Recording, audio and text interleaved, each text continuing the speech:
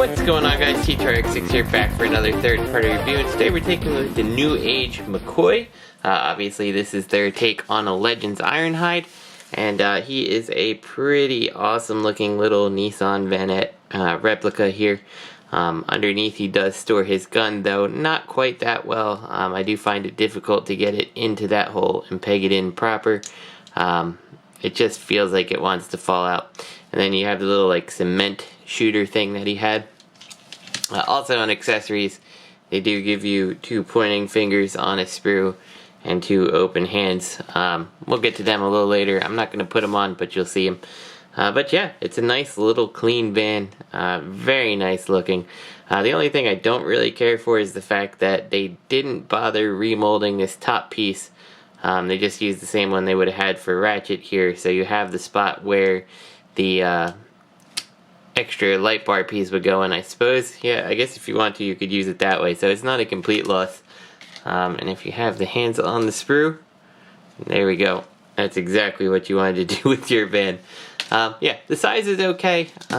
He definitely is a little bit small for the van. You can see when you compare it to like the Newage car, he's kind of a small little van here. So, you know, your mileage may vary if this is up your alley. But if you're kind of collecting Legends like I am, you know it's all over the place. So here's like your Magic Square, Crane.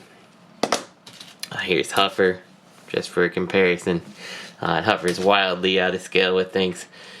Here is the random GoBot, that's Rescue, and then of course the random Matchbox Grand National. So transforming Ironhide's easy. I already took the cement mixer thing out here. It's easier to take it out here. It's very hard to plug it in there. And to transform him, you want to kind of pop the front panel and pop the back panel on both sides. Make sure you're not really, like, the way you look at it, you're going to feel like you should be pulling on the wheel. That's not how you do it. You have to be careful not to break it. It's held on by these 2 tabs in the front bumper.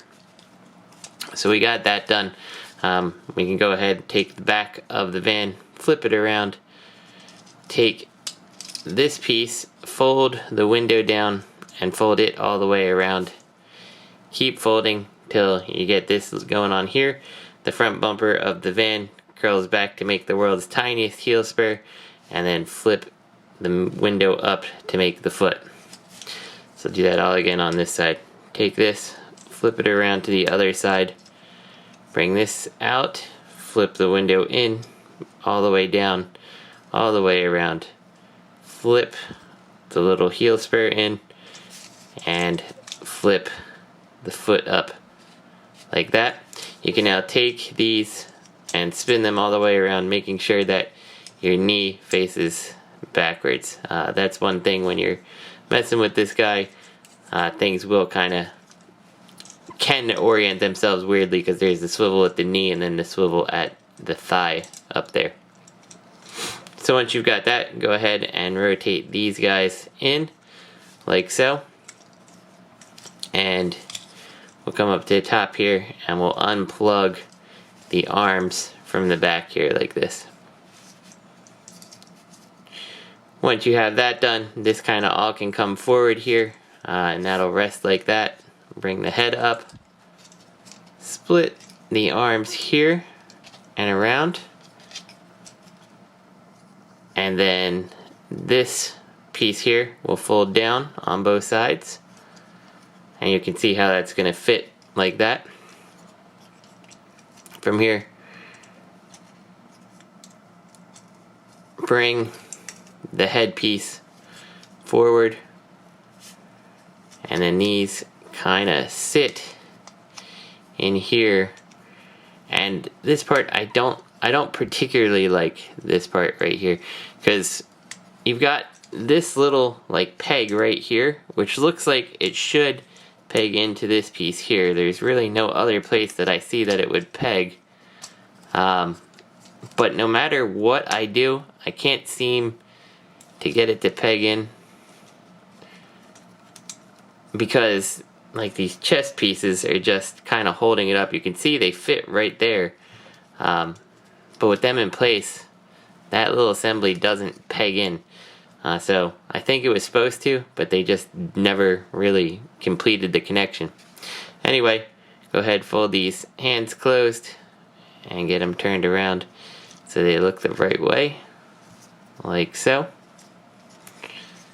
And then this back piece here just kind of folds up on his back, and you can curl this bumper on in if you want. I don't really think it makes much difference, so I forget to do it half the time. And there we go. We've got our Ironhide in his robot mode. Again, I really dislike the way that the chest here kind of pops itself up, but once it's situated on a shelf, it's really not a problem. It looks good, but it is something that when you try to move arms around and stuff like that, it will end up kind of moving itself out of the way. You can kind of see it moving as I'm just kind of manipulating the arms. And that's just because nothing pegs in. I do feel like there should have been something extra here.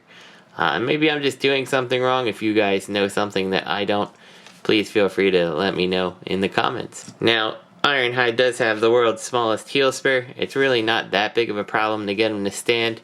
If you're going to put him in action poses, it's kind of even easier because you can kind of balance the weight forward on his foot. But be aware that, it is a small heel spur, and he does have a tendency to fall over. That said, he stands on my desk just fine, so I don't think you should have too many problems. Of course, Ironhide holds his gun just fine, and if you want to give him the cement thing, you just kind of pull the hand out here, and then plug the new one back in. And I can't remember if it was this way or this way in the cartoon. It's been a while since I've seen it. I think it was like that. But yeah. And that's the same thing for these hands. I'm not taking them off the sprue because I just don't really feel like I have a reason to use them. But the thing that's weird is, why did they cast his normal hands in gray and then these replacement hands in black? So you can't have one hand holding the gun and then one hand pointing because they're two different color hands. It's a very odd decision that they made. Also, this Ironhide has the ability to store everything, accessory-wise that he has in his vehicle mode, but he doesn't have that option with robot mode. I suppose you could kind of pull that up and just tuck it in there, but I mean, it's not really secured or anything. There's no spots here, so really the only thing you can do is plug it back into the spot where it stores in vehicle mode, and that's just kind of awkward looking in robot mode, so I wouldn't do that. So quick look at the head sculpt here. I do feel like it's a little bit on the young looking Ironhide side, but I don't think it looks bad, especially when you consider it's a legend. So quick size comparison here. He is next to the Newage Smokescreen, Bumblebee, and the Magic Square Prime. So hopefully that gives you a good idea of where he may fit in your collection. So one thing I want to point out, this actually does end up locking in place, but it really doesn't help it too much with securing the top. I never actually realized that it was pegging in there when I put this all together, but it is. But it still doesn't really help. This part has nothing that's tabbed in. This swivel right here. And I don't know how many of you noticed, but I do have a little stress mark here. It's a little irritating. I don't know when it happened. It could have been me trying to see if this clipped in a little more solidly. I'm not 100% sure when it happened. It does bother me a little, but I will learn to live with it.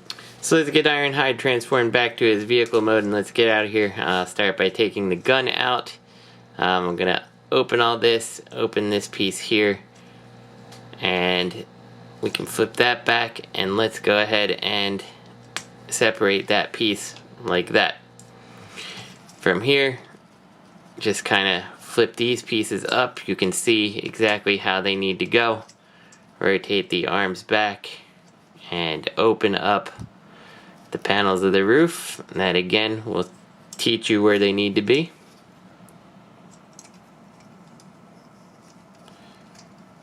And again on this side. And my big hands definitely have problems manipulating Legends toys, but man, they're just so much fun. We can bring these wheels down too on the front here, because his head's gonna collapse in like that, like you just can't take it anymore, like Ultra Magnus. And this should come around, and you should see that the two tops of the van will plug into the roof piece here. And don't worry if it's not 100% perfect right now. We'll kind of get that in place as we go.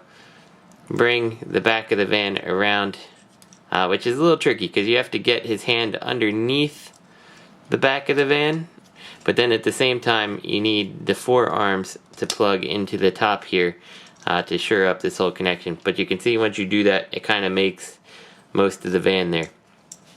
So now that all that's left is the feet. You can rotate at the knee or you can rotate at the thigh. It doesn't really matter, at least I don't think so. Come over here, flip that, flip the foot in, and I just flipped the whole side of the car in. We're going to open that up, rotate it around, rotate this back piece, and then as we kind of push all this in, that should come in and clip in the front. It should clip in towards the shoulder here to kind of pull in the window, and it should clip in on the back to kind of clip the side of the van together. So same thing on this side one more time. Flip that, flip the window around, flip the foot, make sure we have the clearance for the side window. Whoops, that can flip on forward here. Take the back of the van, bring it forward like so, and just kind of massage it into position there, and then just give everything a good little squeeze.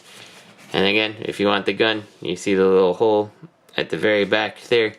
The end of the gun just kind of goes in there, and it just, I don't like it because it's a very small hole and you're kind of pushing on the edge of the gun, the barrel of the gun, which wiggles a lot, and it just doesn't, it's not comfortable to push it in, and it doesn't feel like it secures very well. Like you feel like it should push in more and it doesn't. So yeah, this is Ironhide. I think he's a great little toy. He's a fun little representation of Ironhide. I do think he maybe pulls off both modes better than MP Ironhide does. It's a good van and it's a good clean robot. I don't know. Obviously, if this guy were upscaled to masterpiece size, he wouldn't be quite good enough, but at Legends, he's a lot of fun and definitely a good representation as to why I think Legends is a fun line to collect. So this is T2RX6. I hope you guys enjoyed the review, and I'll see you next time.